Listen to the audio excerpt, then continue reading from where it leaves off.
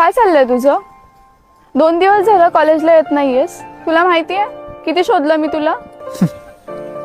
हे बघ सेजल, मी कॉलेजला आलो किंवा नाही आलो तुला काही फरक पडतोय का?